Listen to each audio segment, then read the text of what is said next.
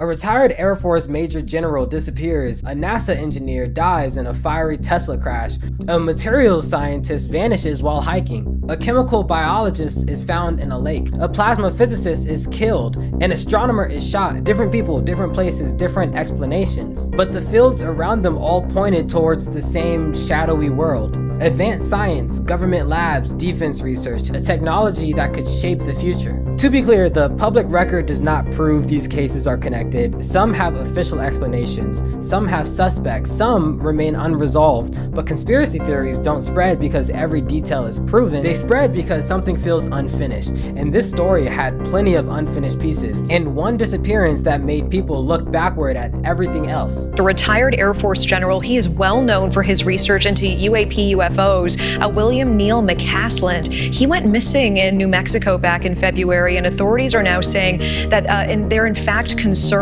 for his safety here. And New Mexico is not just any state. It's Roswell, it's military testing, it's strange lights in the sky, it's decades of UFO mythology. So when someone with McCasland's background disappears there, people don't just see a missing person, they see a door opening. And once that door opened, other names started getting pulled through it. And one of the names that keeps appearing in this theory is Amy Eskridge. Amy Eskridge is one of those who is dead. We know what happened to her. She's dead. We don't know how she died. It was ruled a suicide, but this happened back in 2022. She'd been working on anti-gravity technology, allegedly sent alarming text messages to a friend just a month before her suicide.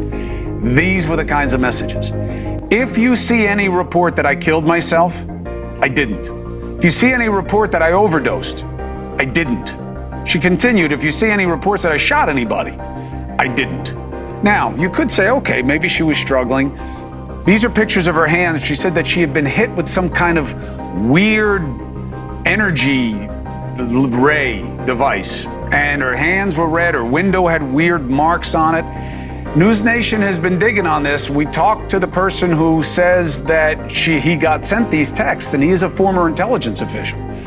But her father and her family says sometimes scientists just die. They kill themselves like our daughter did.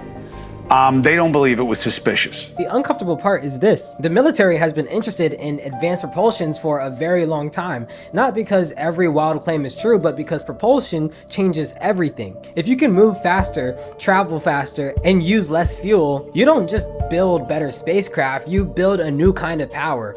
Amy's death was officially reported as suicide, and her family has pushed back against people sensationalizing it. But conspiracy theorists focus on the field itself, because anti-gravity sits in that strange zone between fringe science and classified curiosity. It is easy to laugh at until you remember that governments have studied ideas the public once thought were impossible. And that's why her name keeps coming back. Not because her case proves the theory, but because the subject feels too strange to ignore. And from there, the story moves into NASA. Why am I not surprised? Michael Hicks and Frank Maiwald both became part of the wider theory because of their links to NASA's Jet Propulsion Laboratory. Hicks was a planetary scientist who worked with comets, asteroids, and mission science. That sounds harmless at first, but asteroid research is not just about looking at rocks in space. It's about tracking threats before they become public panic. It's about planetary defense. It's about knowing what is headed toward Earth. So when someone connected to that world dies and the public doesn't have every detail, people start filling in the blanks.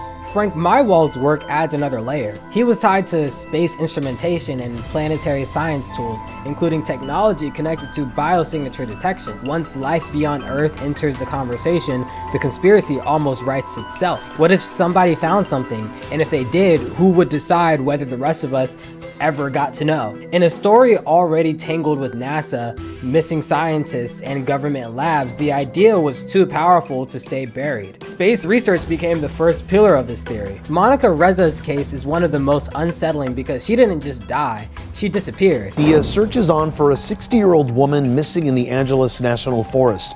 Monica Reza was last seen near Mount Waterman yesterday at about 9 a.m. Public reporting treated her as an at-risk missing person and has no clear evidence of foul play has been established. But her background made the case explode. Reza was connected to aerospace materials work, including a burn-resistant nickel-based alloy associated with extreme rocket engine conditions. And if that sounds boring to you, It's not. Rocket engines are controlled violence. Heat, pressure, oxygen, combustion, everything inside the engine is trying to destroy it. The stronger your materials, the more powerful your engine can become, and that's why Reza's disappearance became so important to this theory. She wasn't just a missing hiker, she was connected to materials that could sit inside the future of rocket propulsion. Then, just a month later, another case added fuel to the fire. Joshua LeBlanc was a NASA engineer connected in public reporting to nuclear propulsion work. The body was found burned beyond recognition, according to family members. But the case has only raised more questions.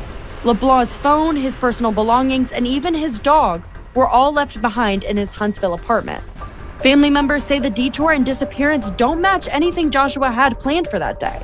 And now they believe he may have been abducted from his home. Officially, it was a crash, but to people already following the list, the details felt too cinematic. Once people believe scientists are being silenced, a crash becomes more than a crash. It becomes a scene that destroys its own evidence. The claims are not proven, but by the time LeBlanc's story entered the wider list, the pattern had already formed in people's minds. Then the theory expanded outside of aerospace into medicine. Jason Thomas was a chemical biologist connected to Novartis and cancer-related drug discovery. Amelia, what's really concerning is his wife tells me that he left without his phone, without his wallet, absolutely nothing at all. And she's also learned from police that he was last seen on camera crossing these railroad tracks behind me, just a short distance from their home. We do everything together. Everything. For the last 3 weeks, Kristen Bartoli has spent every waking moment searching for her husband, 45-year-old Jason Thomas, a scientist at Novartis. Months later, his body was found in Lake Quannopotawalit. I don't know how to say that. Officials said preliminary information indicated no foul play. On paper, his case should sit outside the space and aerospace pattern, but conspiracies grow by widening the frame. Instead of asking, are they all connected to space, the theory became something bigger. Are people connected to powerful research fields being removed? Cancer research is not just science, it's money, it's patents, it's pharmaceutical power. A single discovery can change lives, destroy markets, and threaten billion-dollar systems. There is no public proof that Thomas was harmed because of his work, but once people were already searching for a hidden pattern, his field gave the story a new dimension. Now the theory wasn't just about rockets or UFOs, it was about the future itself. And once the theory got that big, the next case fit almost too perfectly. 47-year-old Nuno Loureiro was a nuclear scientist and engineering professor. He was shot several times in the foyer of his Brookline home. His work involved plasma turbulence, magnetic reconnection, and fusion-related physics. Fusion is one of the biggest dreams in science. You've all seen the greatest movie ever, Spider-Man 2. Power of the sun in the palm of my hand. The energy of the stars. If humanity masters it, the entire world changes. So when Loureiro was killed in December 2025, the theory immediately found its motive. A fusion scientist was dead? To believers, that sounded too important to be random, but this case also creates one of the biggest problems for the conspiracy. Federal investigators said the killer acted alone and that the case was tied to personal grievances, not a scientific suppression plot. That should have ended the speculation, but people who already believed something larger was happening saw it differently. To them, the explanation felt too ordinary for someone working on something so extraordinary. And that tension is the engine of this entire story. Grillmair. A man shot and killed 3 days ago at his home in the Antelope Valley community of Llano has been identified as Grillmair. What is up with these names? He was a Caltech astronomer whose work touched exoplanets, galactic streams, dark matter structure, and water beyond the solar system. He was killed in 2026 and the suspect was charged. Officially, this appears to be a local homicide case, but because his field involves some of the biggest mysteries in the universe, his name was pulled into a wider narrative anyway. Dark matter already sounds like a conspiracy without anyone adding to it. Most of the universe appears to be made of something we cannot directly see. We know it's there because galaxies behave like something invisible is holding them together. So when a scientist connected to dark matter research is killed, people who are already suspicious don't hear local homicide, they hear something much darker. A man studying the invisible structure of reality was silenced? That may not be what happened, but as a story it is powerful, and that's why this theory became so hard to shake.